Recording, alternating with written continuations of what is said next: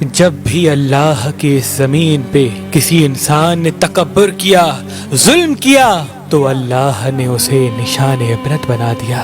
تو ویسے ہی حضرت موسیٰ علیہ السلام کے زمانے میں قوم قبط و امالک سے جو مصر کا بادشاہ بنا، جس کا نام ولید بن مصعب بن ریام تھا، جس کو پوری دنیا فرعون کے نام سے یاد کرتی ہے، وہ انسانوں پہ ظلم کرتا تھا اور جو لوگ غریب تھے ان کا حق کھاتا تھا، ان سے سخت مزدوریاں اور کم اجرت دیتا تھا، اور جو انسان اس کا غلام نہیں بنتا تھا اس کو قتل کر دیتا تھا۔ تبھی اللہ نے اپنے نبی موسیٰ علیہ السلام کو حکم دیا کہ اے موسیٰ، فرعون تک میرا پیغام پہنچاؤ کہ وہ انسانوں پہ ظلم نہ کرے، ورنہ اللہ کا عذاب ان کو لے ڈوبے گا۔ جب اللہ کے نبی نے اللہ کا پیغام فرعون کو دیا تو وہ مذاق اڑانے لگا اور کہنے لگا یہاں کا خدا میں ہوں اور میں کسی کے حکم کو نہیں مانتا۔ تو بس اللہ اپنی نشانیاں حضرت موسیٰ علیہ السلام کے توسط سے دکھاتا رہا، اور پورا مصر حضرت موسیٰ کے معجزات کو دیکھ کے حیران ہوتا گیا۔ کچھ ایمان لے آئے اور کچھ فرعون سے سوالات کرنے لگے۔ بالآخر فرعون موسیٰ علیہ السلام کے معجزات کو دیکھ کے اس بات تک آ پہنچا کہ آج میں موسیٰ اور اس کی قوم بنی اسرائیل کو قتل کر دوں گا۔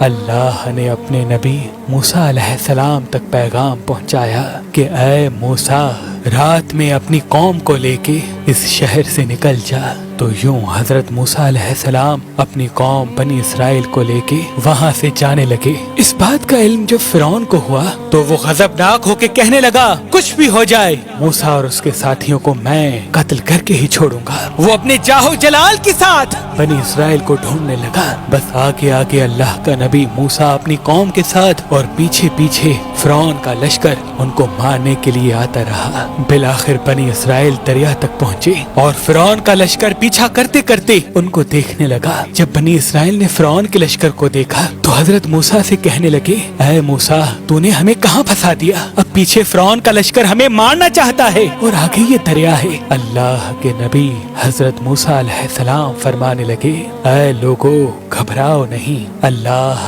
ہمارے ساتھ ہے۔ یہ کبھی ہو ہی نہیں سکتا کہ فرعون اور اس کا لشکر ہمیں پکڑ لے۔ سب کہنے لگے اے موسیٰ، اب ہم آگے جائیں گے کیسے؟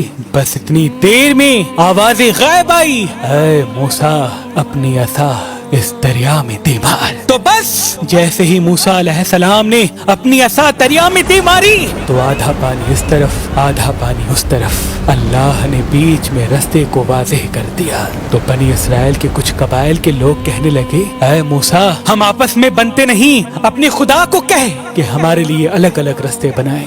اللہ کے نبی موسیٰ علیہ السلام نے اس دریا میں 12 جگہوں پہ عصا ماری اور 12 الگ الگ رستے بنے، اور وہ 12 قبائل الگ الگ ہو کر دریائے نیل سے جانے لگے۔ جیسے ہی یہ منظر فرعون اور اس کے لشکر نے دیکھا تو وہ بھی ان رستوں پر حضرت موسیٰ اور اس کی قوم کے پیچھے آ گئے۔ جیسے ہی موسیٰ علیہ السلام بنی اسرائیل کے ساتھ دریا کے اس طرف پہنچے اور دریا کے بیچوں بیچ فرعون اور اس کا لشکر موجود تھا، تو اللہ نے پانی کو پھر سے حکم دیا اب ویسے ہو جا جیسے پہلے تھا۔ تو بس وہ پانی پھر سے مل گیا اور فرعون اور اس کا لشکر ڈوب کے مرنے لگا۔ یہ پورا منظر حضرت موسیٰ اور اس کی قوم دیکھ رہے تھے، اللہ کا شکر ادا کر رہے تھے، اور اتنی دیر میں فرعون چیخ کے کہنے لگا میں بھی موسیٰ اور ہارون کے اللہ کو تسلیم کرتا ہوں، میں بھی ایمان لاتا ہوں کہ موسیٰ کا اللہ بڑی قدرت والا ہے۔ اتنی دیر میں آواز غائب آتی ہے کہ اے فرعون، اب ایمان لاتا ہے جب تو دوزخ کی دہلیز تک پہنچا ہے۔ اے فرعون،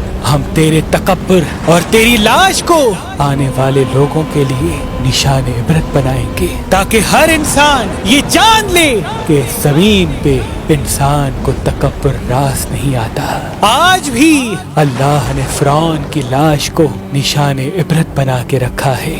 بے شک جس انسان نے تکبر کیا، انسانوں پہ ظلم کیا، وہ اللہ کی رحمت سے دور ہو کر دوزخ تک پہنچ جاتا ہے۔